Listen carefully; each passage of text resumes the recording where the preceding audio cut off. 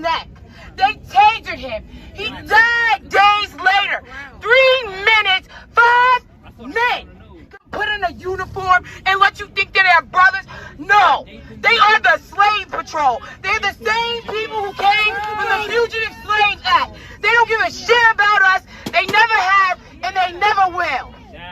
Are you gonna fight back? Cause this crowd seems quiet. You to sleep? Have they given you all little government jobs to keep you off the street for fighting? Mostly peaceful protests held across the U.S. after release of Tyre Nichols footage. Numerous mostly peaceful protests were held across the U.S. following Friday's release of body camera footage of the killing of Tyre Nichols. All 5 officers involved in Nichols' arrest were fired and charged with second-degree murder, assault, and kidnapping earlier this week. Protests in some cities led to the calling of the National Guard, while others affected transit.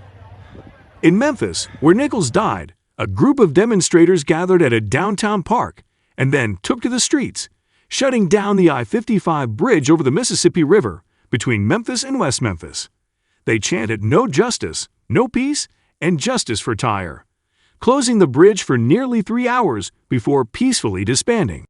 In other parts of Memphis, people gathered in churches or small groups to reflect on the wrenching and somber moment for the city.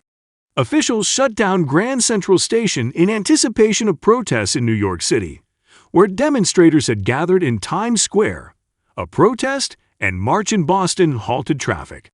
A protest in downtown Los Angeles became tense when a small group protesters gathered outside of Los Angeles Police Department headquarters, which was blocked by police in riot gear, according to the Los Angeles Times. Protesters tore down a protective barricade around the building, but there were no immediate reports of arrests. Other small but mostly peaceful protests were also held in Washington, D.C., in Seattle, Detroit, and Atlanta, as well as in other cities. Officials had been preparing for nationwide protests in the days leading up to the release of the footage.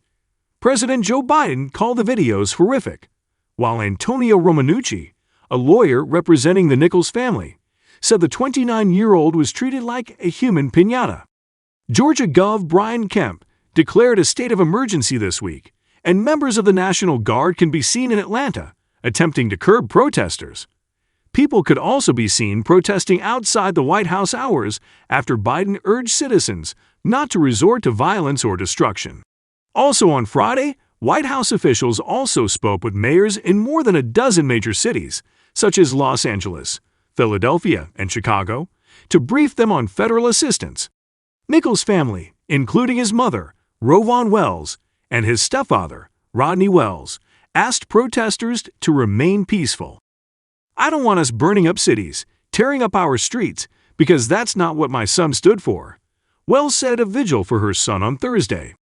Organizers are planning vigils, marches, and demonstrations across the U.S. over the weekend.